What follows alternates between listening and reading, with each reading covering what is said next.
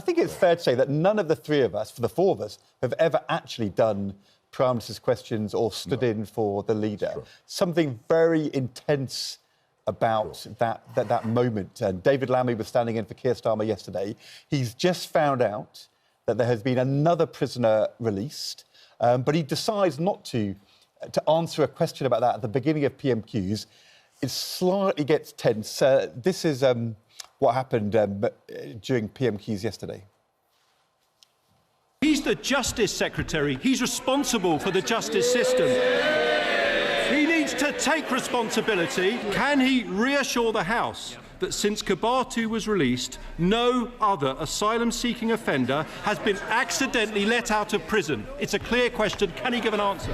Deputy Prime Minister. Get a grip, man. I know I'm the Justice Secretary. That's why I'm at the dispatch box, also as Deputy Prime Minister. We know that. I'm not going to pray in aid. Dame Anne Owens is a former Deputy Commissioner in London, head of the NCA. It is for her to get to the bottom of that work.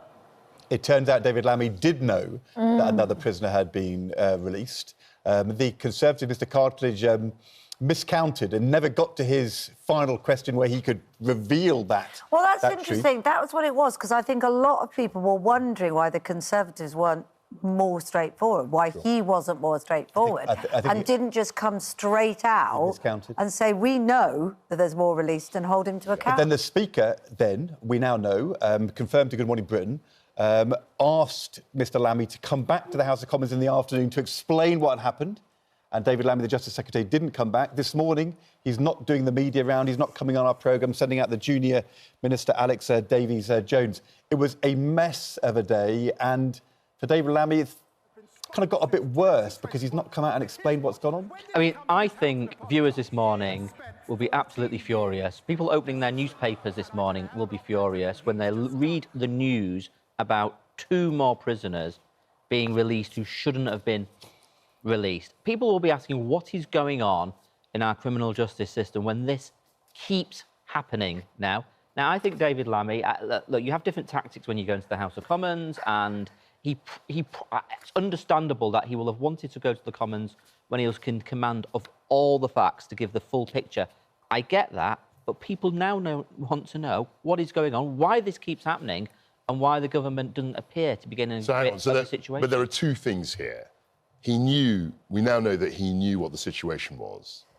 And when James Cartledge asked him the questions, he didn't answer the questions. And I think the Ministerial Code says you've got to answer the questions in a transparent and open way. He clearly didn't do that. And then, once the Speaker summoned him, he essentially went missing. He was missing in action. He sent out the junior minister. He hasn't been on any kind of broadcasting shows to explain what's happened. And I think he's in a very, very difficult spot. Jonathan, why didn't he, if he had... I mean, we understand he had in his top pocket a statement to deal with it because he thought it might have come out. He knew that another one had been released. Why didn't he just say?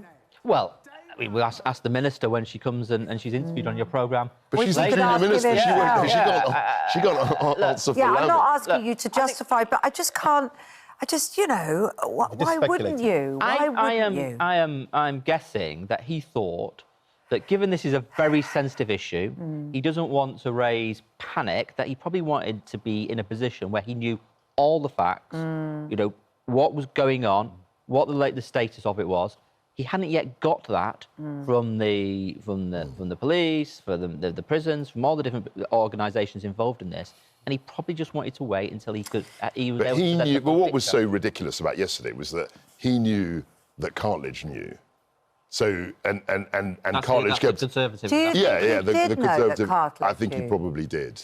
Well, I think the first time he asked it, he may not have known, but after 5 times... Yeah, he knew. His problem was, by that point, not having said what he knew. Exactly right. It's quite hard. I think he got sort of stuck in... And then if he just said something, yes, we'd be debating about it, but we'd be talking about the issue. Now, Lammy is the one under... The Times, by the way, claims in today's paper, the Times says David Lammy knew it would be politically suicide for him to own up in the House. And it would be for him personally, which I thought the whole point of this government was they were saying country before party. Well, I mean... And remember, people are watching and thinking there's a convicted sex offender that's been released. And he's been out there for a week. On a very base level, That is frightening. Yeah. Never mind the politics. Yes. Yeah. The- Sorry, John. Well, I was The gonna say- mistaken thing was not to talk about it. Well, I mean, when you're a cabinet minister, it is the buck stops with Having you. been a cabinet minister yourself. Only a shadow cabinet minister, sadly. I work for cabinet ministers, but you know the buck stops with you. So if that briefing in the Times about it being political suicide, they shouldn't be saying that. If that's coming from his people,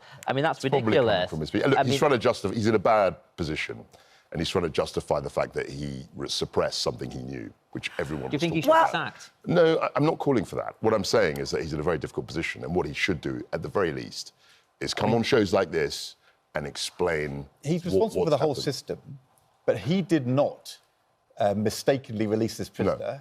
And he's only been the Justice Secretary for a couple of weeks, and he could rightly say the last year exactly. with the previous Justice Secretary Well, that's with what he's early trying to release, do. the last 14 years the prison service has No, been exactly. That's getting. what he's trying to So do. Yeah.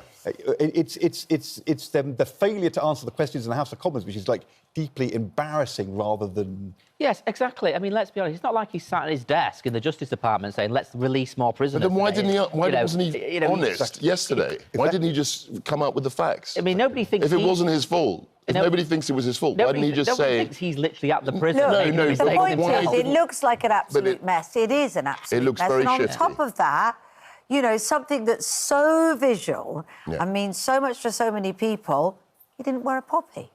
Now, that's the kind of detail which... Sure. the amount of times... Kate, it is worse. It is a few days before Remembrance, at Prime Minister's questions, Yeah, I don't know. he has an opening statement about the importance of Remembrance Yeah, I to didn't understand deliver, that.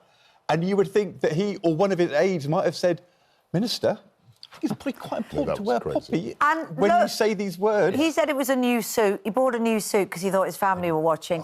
And he didn't put it on. And we've all looked down and thought, oh, I've lost my poppy and I didn't mean to. People do that.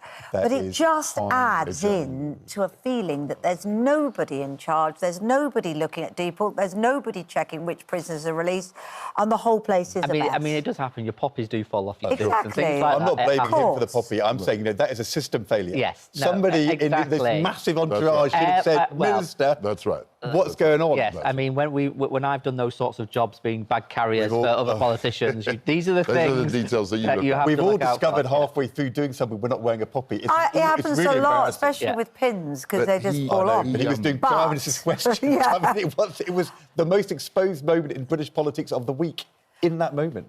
I mean, Yes. on top of that, we still have a double manhunt ongoing, and then also looking more widely, a problem with the system. So we're speaking to Mark Fairhurst, who's Chief National Chairman of the Prison Officers Association, and also this added warning on top that there's going to be a spike in crime because of the release of, or the cutting short of some jail terms.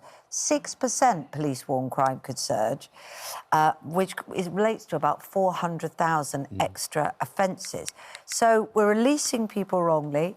We could be releasing people early for a problem of overcrowded jails, which, Kwasi, the Tory government... Bash the Tories. That seems to be Well, I don't think the. it's you didn't build enough always- prisons. Bash the Tories. You Bash didn't the build Tories. It isn't always the It is bash the case, Tories. but I don't think the Conservative Party can wash their They've hands been of in it. government though, But- for 18 months, and these are operational issues. Yeah, but the prison release is about there's not enough prison places because you lot didn't build the prisons. These are operational issues relating to how the prisons are actually managed.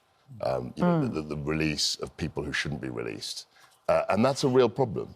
What do people are supposed to think, though? And we'll look at, if you say it's operational, Mark Fairhurst might have some very clear ways. I think he says they're still using pen and paper, and digitalising it properly would be a good start. But what are people meant to think? That, people are being released early because of a decision that there isn't enough room in prison. That's going to lead to a spike in crime. Wrong people are being released for serious offences, like being a sexual offender. I just wonder what people watching are going to feel about the way Britain is in that situation. Well, they're going to be very concerned. And also the other thing that, and we haven't mentioned it, you mentioned it this week, is that we're going into a budget where the Chancellor's openly saying we're going to raise taxes. So you can see things aren't working, but at the same time, taxes are going up. And people are wondering, so what is all the tax I'm paying? What is that going towards? I mean, and that's a real problem. The interesting thing, Kwasi, we, a couple of days ago at 8:10 on this programme, we all, Susanna and I, Andrew and Kevin, and our viewers all sat through a 20-minute statement from the Chancellor in Downing Street, in which actually she never said she's going to raise taxes. No. She said, we're all going to have to do our bit. It was a statement where we all sat there trying to work out what is she actually saying. But when she was asked... although every newspaper, every broadcaster said afterwards she didn't say it, but this is now a clear indication she is going to raise taxes, and it seems break the manifesto commitment not to raise income tax, VAT or national insurance. When you were watching that, I mean, look, her argument was, the reason I'm doing all of this is because I'm not going to make the mistakes of quasi-Partey and I saw that, and I just thought, there comes a point where you've got to take responsibility for your actions. And when I saw the speech, I thought, this is a lady, this is a woman who just simply refuses to accept any responsibility for what's happening. And generally, you say, OK, this bit I wasn't responsible for, but actually I have been responsible for this, and this is what we need to adjust. But to say that it's everybody else's fault... It's everybody else's fault. I've got some terrible news to break for you. What? The Labour Party is not going to stop reminding the country of the bad budget of Liz Truss. Of course they're going to do. Of course they're going to do. Going on about that for years. Of course they're going to do, but it's a dumb strategy for them, because their biggest threat isn't the Conservative Party anymore, it's reform. So the whole bash the Tories strategy isn't working. What do you think the Chancellor hopes to achieve by that 20 minutes? I watched it as well as a viewer. And I just thought, what are you doing? You're neither fronting up and saying, I've got to raise taxes, which everybody assumes what she was saying, but you're also not giving any good news either. What was the point? Well, she's laying the ground, isn't she? I mean... In what way, though? To raise taxes? Yes. Right, but not saying it. Which, to be fair, Kwasi has been saying it's going to happen for months. I've been saying not say it. Break the manifesto too? Yes, that is where it is going. Is it? But that's my reading of it. I mean, I don't have any inside info, but that's my reading of it. But the problem, to go back to Kwasi's point, I mean, last year, when she did a big tax rise in the budget, she said that is it for tax rises. Yeah. She told the CBI, I'm not coming back for more. So I think the hard thing is for her to say 9 months on, I am coming back for more, even though I said I wouldn't, and it's all Kwasi's fault. Yeah, well, quite. But I think if I would urge the government that if they're going to increase tax, and it sounds like it's going to be income tax, which is progressive, by the way, it doesn't mean the richer will be paying more, that they should be making the big argument that this is to fund an expansion in the NHS, to fund more police, to improve our schools, or whatever it is. They've got to make an argument about where the money's going to go in the future. You can make that argument. What they said before, when they started the government, was that growth was going to be the big mission. And the reason why they're raising taxes is that the growth hasn't happened. And so their main mission has essentially failed. And that's why they're blaming everyone and everything for the predicament that we're in. Look, have we got time for something joyous? I don't know, have we? Yeah, of course we have. Oh, come on. Well, shall we just chat about Prince Harry's remembrance essay? He's released an essay, and he says he misses Britain, and he particularly misses the banter. And I think we just saw a fabulous example of some British banter there, didn't we? Maybe with a little bit less bees involved. Would have been more helpful. It's quite early for that sort of language, I thought. It was a bit early. It was very early. It was deliberate. He did it on purpose so he can get the viral clip on social media. That's what that was about. It's very Trump-like. Very deliberate what he's just done there. I know. You think he's going to go viral with his naughty that's what he's done it. Normally, when Kate and I apologise for off-comments because we made a mistake inadvertently. He was trying to pretend he's so exasperated and angry and that and he couldn't contain himself. But that was all set up. He'll set that up with his advisors because he knows it'll get tweeted lots and all of that. That's what he's doing. It's so manufactured. You've never done I've never sworn on TV in that way. I certainly have not. I did once on University Challenge about 30 years ago. But that wasn't deliberate. Don't repeat it now. But I can't imagine you swearing. You seem very, Why? What do you... I mean... What made you swear on University Challenge? Was it Bamber Gascoigne winding you up? No, it was Jeremy Paxley. I can't remember what the question was. It's on the tip of my tongue, and then... and then it came out. It wasn't an accident. It wasn't. I tell you what, Kwasi, stick to flabbergasted. It worked for me. It's a very safe app. We've got to go. Flabbergasted. Can we just show? Do we have the pictures of Prince William standing in front of the... oh, yeah, this is lovely. And it's so reminiscent of his mum. So beautiful. So reminiscent of his mum, isn't it? They're in Brazil, standing in front of Christ the Redeemer statue. What an important thing for him to be able to go and do. It's never far. It's never far from his thoughts, I'm sure, and all of ours as well.